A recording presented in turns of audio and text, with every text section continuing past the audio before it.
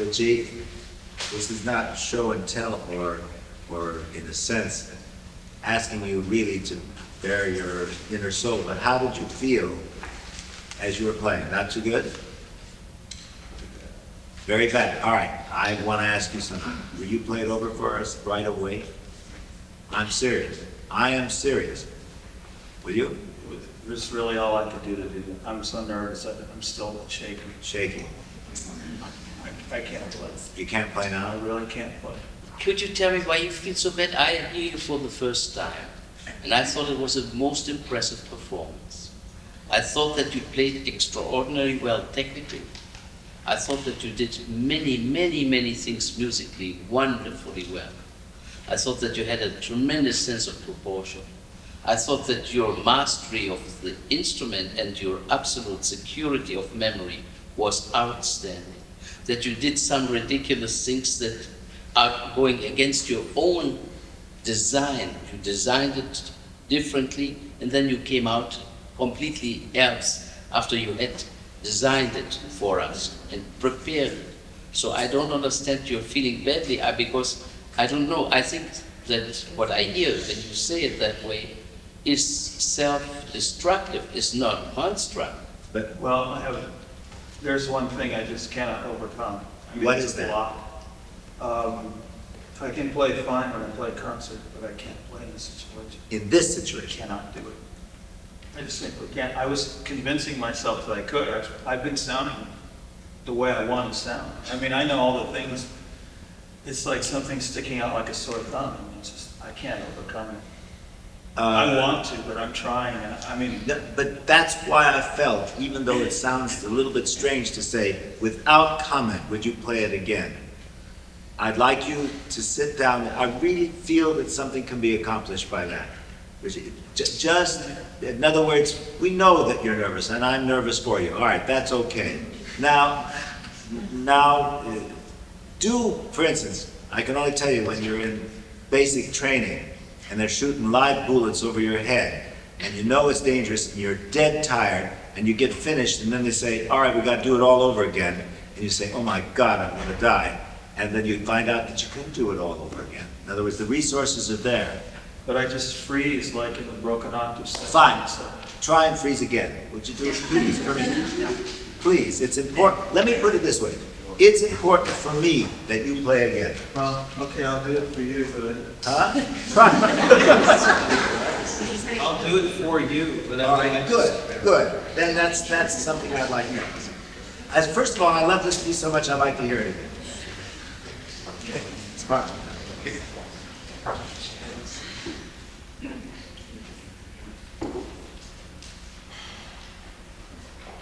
Wait till a couple. Good.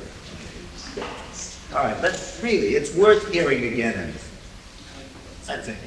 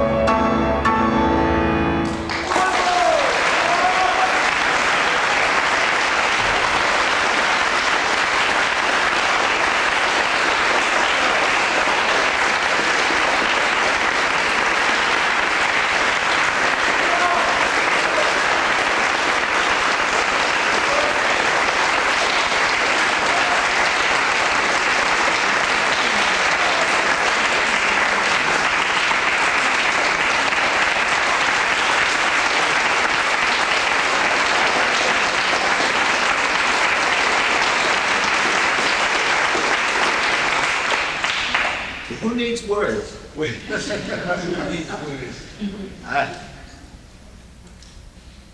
Say it. Well, no, the nerves that I'll get through. Yeah, we all deal with them all our lives. Okay. So what else is new? I don't understand these things. I'm sorry.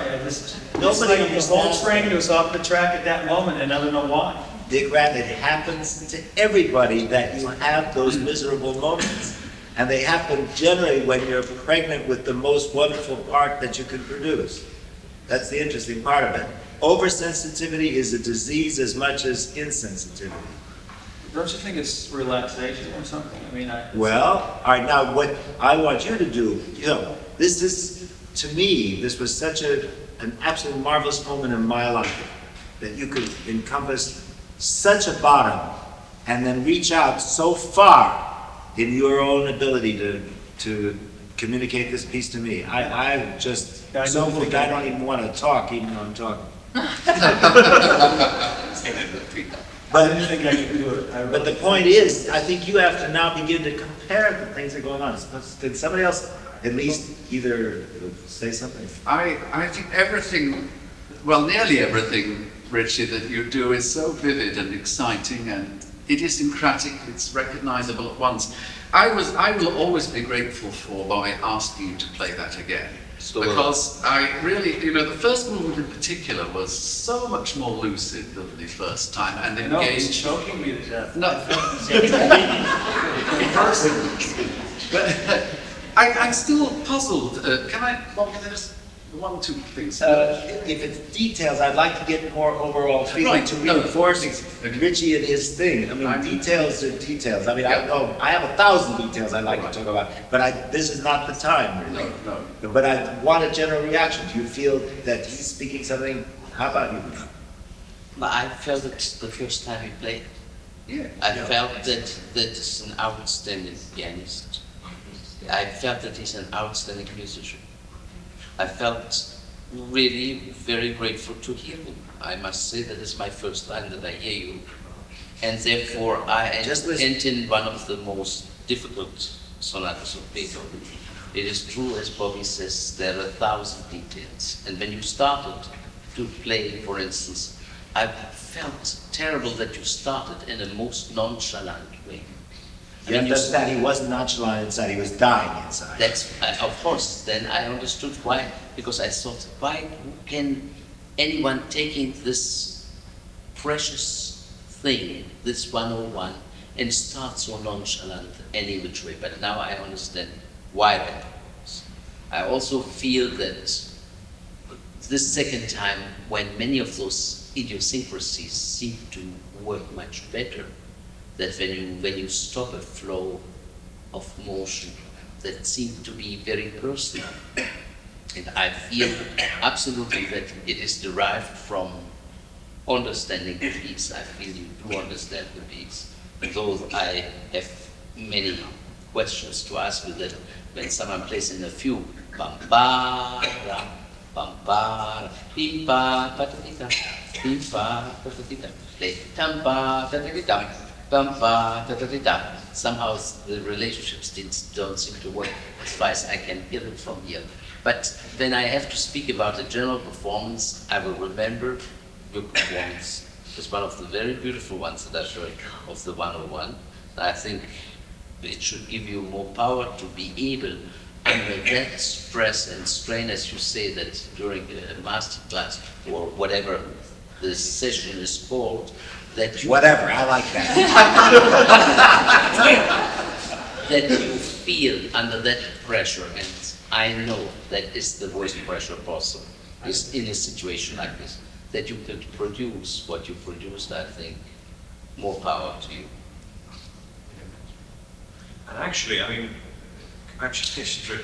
I mean, certainly compared to, I haven't heard this since the first week, so you know, the difference between the two is really stunning because it has all the same characteristics of your personality and of your feeling about this piece, but with so much more focus, even on the things that you specifically want to do.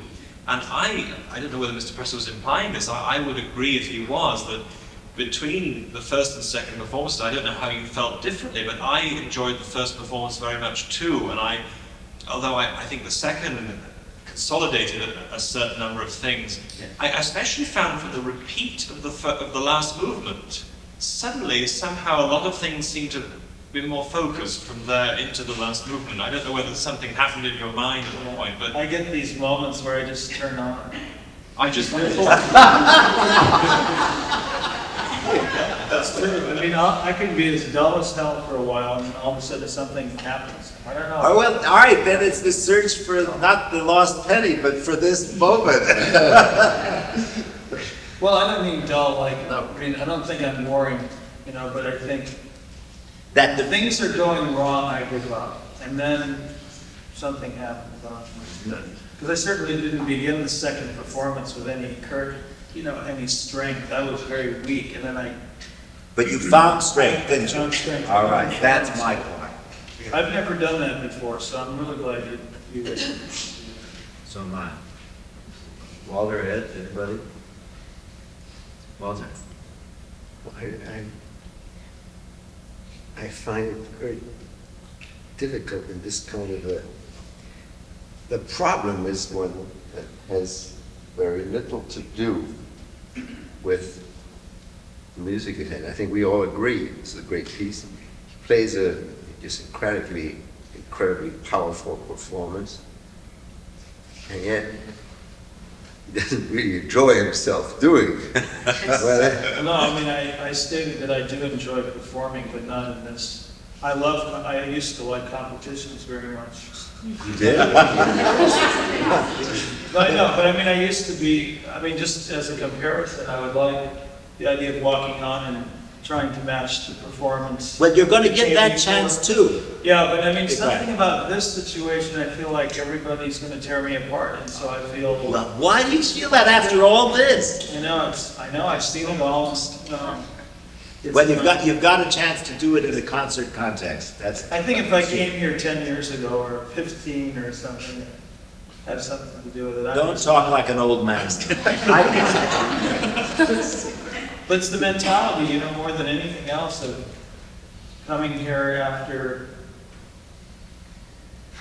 having success and not being able to do what I want to do. That's really the problem. Well, all right. Now you're attacking it, I think.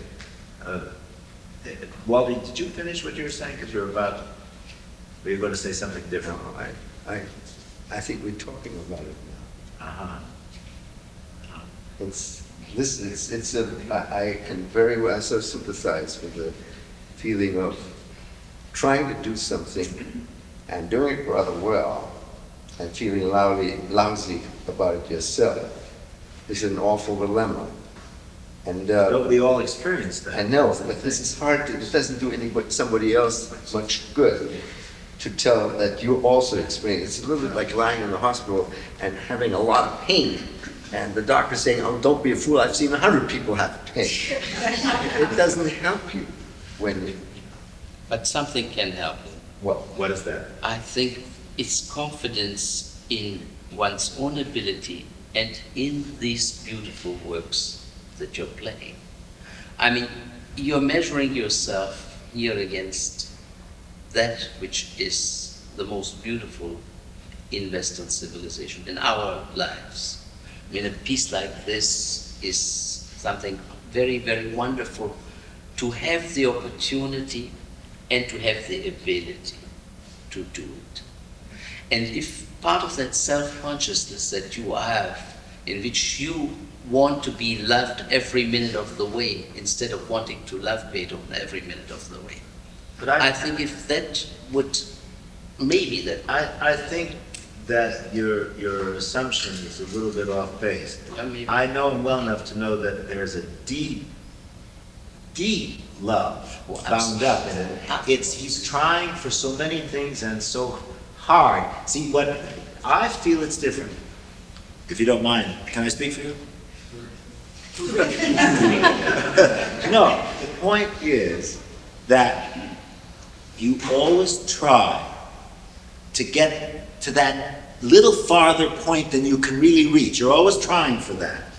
And in trying, there is a terrible business of walking on that knife-edge precipice, that you're going to try too far and you fail. And what you lack, Richie, is not anything in the equipment, not anything in your ability to play. You lack the experience and, I should say, the muscle of allowing yourself not to fall off the edge. But you can even fall off the edge. I think every great performance has the chance taking in it. It's the safe performance, the decent one, that is safe. But any great performance that you will remember as taking a chance. And if in taking the chance, and the chance is taken with knowledge, I am taking the chance, I'm going to jump. And if while jumping you fall, then take that fall and jump again. Well, he's been doing it, but the thing is that he hasn't gotten enough confidence that it's worth doing. You see, that's what I'm saying, is that you should have the confidence to keep doing it. You know, it's worth, I don't want you to feel at some point, it's not worth it to give up the piano. Wouldn't that be a loss? It would be. It would be a great loss, and he would feel a great loss. He would be lost without the piano. You don't enter and you don't do that many hours. There's no question that there are many hours in there. There's no question that there are many hopes and many trials in there. You don't give that up without giving up part of yourself. And that part is an important part in which you keep on going. All right, so let's look at it a different way. Let's accept what you said, that this place really discombobulates you. In other words, you come out here and you go completely to pieces. Well, then think of the riches of being able to just simply go on to some high school auditorium where the Phoenix or wherever you're going, or New York City, high school auditorium in New York City, like Carnegie Hall, and just have a concert. I mean, that's all you got to do. I mean, so. I mean, I really don't get anywhere near this. I played, I would say, being very honest, and I'm not trying to exaggerate. I would say the first performance was about 1/10 of what I could do. All right, Just, I felt fine. That's great felt confidence. paralyzed through the performance. Right. Not tense physically, but paralyzed. I was afraid to approach the passage. Yeah. That's never really happened. Either that or it's Okay. been kind of an evolution and I'm getting towards that point. Well, Bobby, there's a terribly different psychology in coming out to play in front. I mean, even if we're not going to tear you apart, you know that we're here with the purpose of making comments at least. And I mean, that does not happen in a professional situation. You go out and you can build up a world between you and the composer which no one is allowed, except maybe a critic, to enter into. listen, I don't agree with you. I remember in Munich once, and I have no problems getting involved in music, and all of a sudden, I looked down at the first row before I started a tune, and there were the 4 members of the Amadeus Quartet. I went to pieces in that first piece, and no matter how much I want to get in, there are things that can throw you. That's all there is to it. But I mean, comparing the two situations, they're very different. Yeah, but in both situations you have the same ingredient, because here we criticize. There it's not just the critic, but it's the audience that in the end is the decisive critic. They will not come back here and again.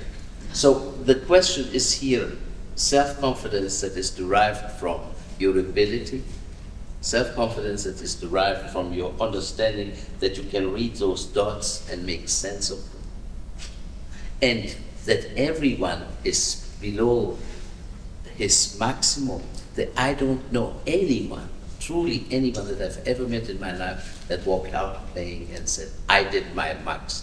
Yes, only a student would say. You know the difference between a student and a professional? Maximum is when they both listen to their tapes. And the student will say, oh my God, I didn't think I played that badly. And the professional will say, listen to it, you know, it's better than what I thought. Yeah. It's better than what you thought, and I think it is better than what you thought. It's nice to feel somewhat, satisfied there. Yes, and don't you feel here along these rows here and probably back there, I hope. Did you enjoy that performance? Yes. All right.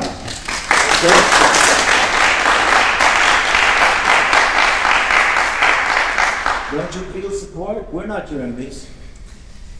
Yeah, I feel it. My God. I don't know what it is. Yeah.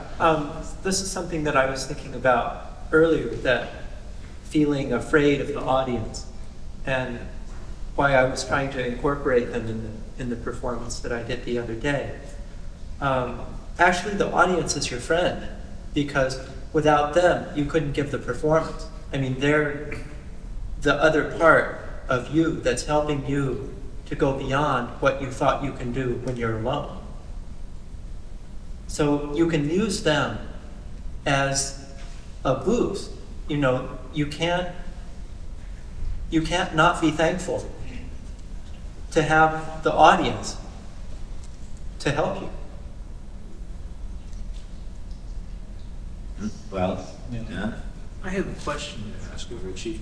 You know, you were talking about how to use the audience as support, and I agree with all of that, but Richie told us just after he finished playing that it would be that much better in a concert situation than it was here today.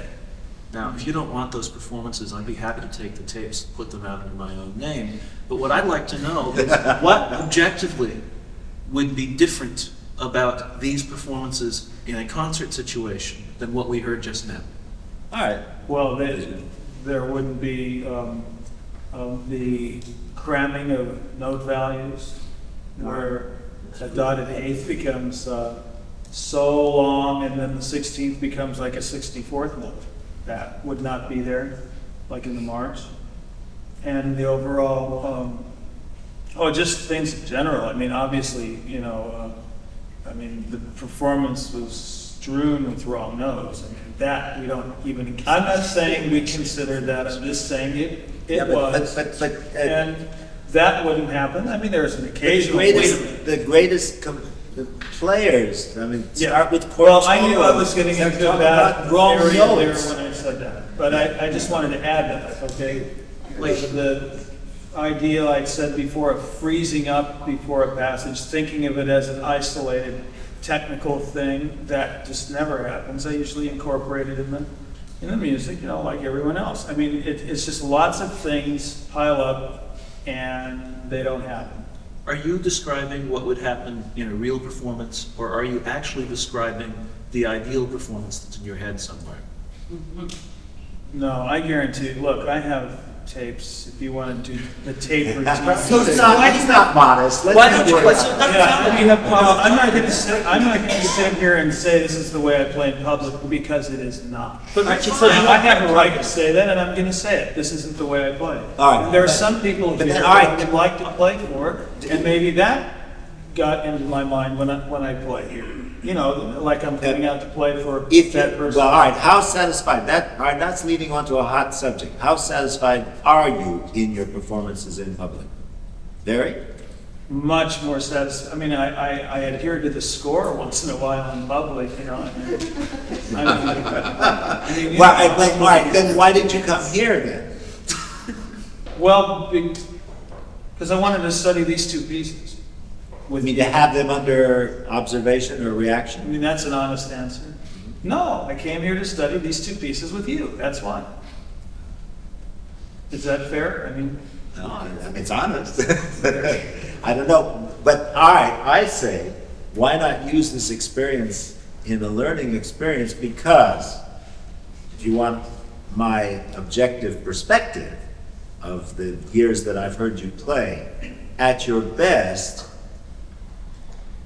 you really do communicate all the things that you're talking about. But you generally tend, even in the performances, but this is quite a long time ago, but in the performances, to let the thing that's bothering you here bother you in those performances too. Now maybe you've gotten better at it. I'm not talking about how you're doing now. But that is a good testing ground, because obviously those disturbances, in other words, the surface disturbances that get in the way of your inner connection, are there. They're still there in some factor, because you can't tell me that even though we're quite different than a regular concert, that those things aren't inside you somewhere, lurking, and ready to come out the minute that you may feel some kind of problem. Well, I would agree with that. I'd like to add one more thing. If you're speaking of maybe that Talhuri Saddle, like 13. No, I heard at least 4 or 5 or 6 performances that had Really? fabulous and not so fabulous things on it. Oh, okay. Well, I don't know. I was just thinking that, no, most of them went the way I wanted to at that time, and the thing that would bother me in them wouldn't have this effect. It would have an effect. But it, you know, it wouldn't have this obliterating type of effect in my mind, where things just, oh, well, there it goes, you know. Well, I do want to call you on one thing, and I mean, no one could be more moved than I was, because I was deeply moved. But I think you're putting us on. I honestly do. And I'm going to say why. No, I know you think that it's all right.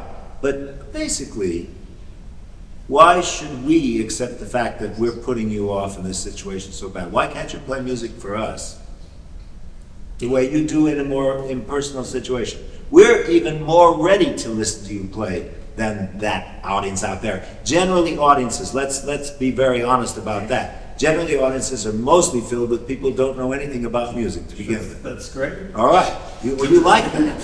Wouldn't you rather have in your audience a bunch of people who are really ready to live the experience of the music with you? Yeah, I would rather, but it gives me this feeling. But, I mean, Richard, surely you've proved to yourself, particularly in your second performance, that you can conquer a situation you say you find so uncomfortable. It wasn't completely successful. Well, I mean, I'm longing to hear one in a recital outside this circumstance from you, but I mean, you've really proved something to yourself as well as to us that you can cope with the situation, surely. I proved that, I mean, at my lowest emotional level, that I could rise above that level. I think that's a marvelous positive thing, isn't it? Right. I said it was an Right. accomplishment, and I'd never done it before, and I'm grateful for the opportunity. Good. And you can't do that in a concert, that's for sure. Well, all right, but we're examining the kinds of things that put us all off. You see, that's when somebody said, it's all right, some person feels pain, but it doesn't help when you're told that others feel pain. That's not really true. We're a community of sufferers. I mean, seriously, we all face this problem. That's what this institute is trying to examine, not just the depth of the musical involvement, but the problem of how do you communicate that and all the things that go on. You know, Von Karajan, I think I told you, wanted to attach electrodes to your brain, and he did, to the members of the Berlin Philharmonic and to himself, to understand why he went to pieces sometimes. He didn't understand it. But that isn't what we're about, in a sense. We're about that only in relationship to how we get involved in the music and lose ourselves, which is what Monaco said, you know. Tony. Well, congratulations again. And I'm wondering, the things that you say that bother you are the things that you say that you didn't accomplish, the things that you didn't do in the performance. And I thought you did an awful lot, almost too much to hear. And the only thing that would really, I don't think we heard the things that you missed. Like missed notes and things, we really didn't hear those. We don't remember those. But the things that, well, for me, that bothered me is a certain body language that communicates a negative attitude that you're not enjoying what you're doing. Like you come across a phrase and then you just drop your arms and then... No, I don't think he was doing it because of despair. No, seriously. I think that he was, in a sense, help me. I mean, relaxing the arm and by the way, I don't go for this business. I heard this in the first week. People are objecting to how Richie moves. I don't think actually Tony was objecting to that, Bobby. I think it was maybe chatting after he made a mistake or saying SHIT before starting. I think it's a sense that you communicate a displeasure with what you do, maybe, as you're doing it, when we weren't even bothered by it in the first place. Rather than moving around. In fact, that seems to not be a Well, that's also something else I hope. No, but I like your body language. I mean, it took me years to get used to Richard Good's body language. Nobody objects to it now. I mean, they all think he's the great new Beethoven player, but that's not the point. He is terrific, but everybody objected to his singing and his body language. What Glenn Gould? Well, Glenn yes. Gould, my God. Well, I understand. I do have to make one I know. observation. Please. I think you moved, I've heard this now 3 times from you. I think he sat much more quietly both times today when he played. Yes. Yeah, that's Totally great. Much wrong. more. That's true, but I Huge, worked at it, huge you know. improvement. But And I have a question. Yeah. Of the 3 times, which did you like the most? Now, I should perhaps rephrase it for you. Which did you dislike the least? It's a totally loaded question. It is not loaded. Yeah, it's completely loaded. It is not loaded. If I say one of the 3, I'm nailed on all. No, you're not. I'm very clear in my mind. I only asked the question because I Really, want to know. you're clear. I don't Very know, I'm clear. not- I just want to know how you feel about you. See, the first one I liked because I somehow got it enough Are you courage talking to about the walk one, on the I'm stage. sorry, You 2 talking weeks, about what, 3 Yeah, weeks? 2 weeks ago, I really had enough courage to walk out to the piano. I felt, and I know it wasn't an ideal performance, but it was closer to when I finished. I said, "Yeah, that was, you know, that was a performance, you know." But I would say that this third one was the best in terms of overall evenness of what the piece was But about. didn't it evoke as much to you as the first one? To you? I was pretty inspired in this third one.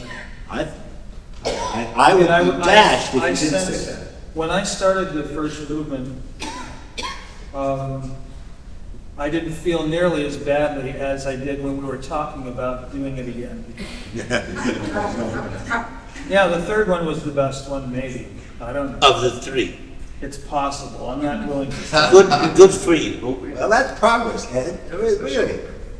Do you people identify, any of you faced playing? Now, you all have to do this. All of us have to get up there. Does anybody identify with the Sturm drum that's going on in Ritchie?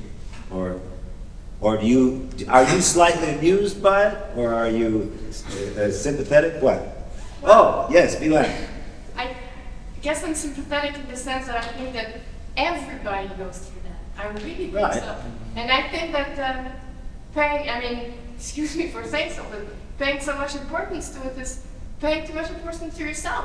And there are not only musicians that go through that, but you know, medical students who take exams or professors who give lectures. It's not something so interesting, I think. That you just have to swallow the pill and do the best you can under the circumstances that are given. Yeah, that's true, except the first thing he says to me is, "What did you think of the performance?" And I could have said, "Well, you know, it's all right." And then we could have gone on to another subject, but you know. No, you were honest. I like the honesty of that. And as a matter of fact, I'll tell you something. That's how I I feel the way you expressed, how miserable you felt about that first performance, how, the state of being. I felt that was a very genuine, despairing statement at that point. That's what actually, let me tell you something. That's what made me determined, even if it was the wrong thing to do in terms of somebody's eyes, to say, please play it again. That brought me out, you see, because you were very genuine about it. John, what? Sorry. I was just going to say, Rich, I think if you can realize what Vietnam was saying, that other people feel the same. The danger is that you feel really very isolated. Only you feel this way.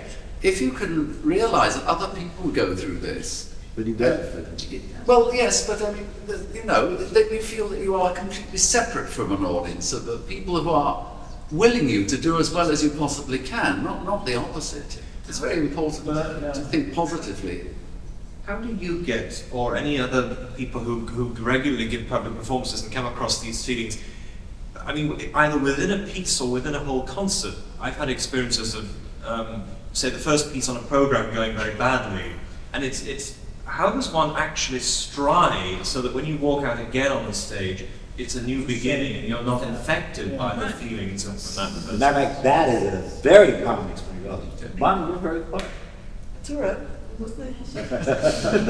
But I mean, isn't it true that we all suffer much more in our open? And within a piece too. Yes. Go ahead. Well, I just wanted to say, because I know Ritchie very well, I think that what happens after a while is a dangerous thing, because when you talk about Dickran Atamian to people, they don't say he's a magnificent pianist first. They say, oh, you know, he's really crazy. Thank you, Lou. But I am not crazy. perhaps crazy is the wrong word, but Yeah. people talk about your so-called handicap ahead of your great pianist. You see, Some do. only because of the complaints. You see, all of us, for instance, backstage, want to call a wall sometimes, and we learn that that psychologically, at least in the real world, turns people off. So what we do is we crawl the wall inside ourselves and let everybody else say, "Oh, wasn't that a wonderful performance?" And inside you're thinking, "What happened?" According to what she said, I was just going to answer. I agree with her totally. I mean, we don't have to sit here and pout with me, and I can go do that somewhere else. But the point is, Right. what I'm trying to say is that You're right. You're right. What's that? yeah, I mean, That he can go pout someplace else. He's right. Oh, yeah. I've learned, you know, to go and to the hotel and hit my head against the wall there. You know, that's something I've learned. How are we going to get to you, or Well- who's going to get to you so you don't do that? Because you don't need to. Anybody would, I'm just going to make, I don't want to lose time because we do have one other person. It's 20 minutes until 5. We have, but I believe if I had your kind of technical ability, I know I wouldn't be the happiest man in the world, but I'd be even happier than I am. Seriously. I mean, come on. I mean, this is all for the enjoyment of what you're doing. I mean, I think whoever said, was it you, Malcolm, that if you didn't play the piano, you would be very unhappy. Yes. And I applaud you. I think your playing is terrific. Go out and do it.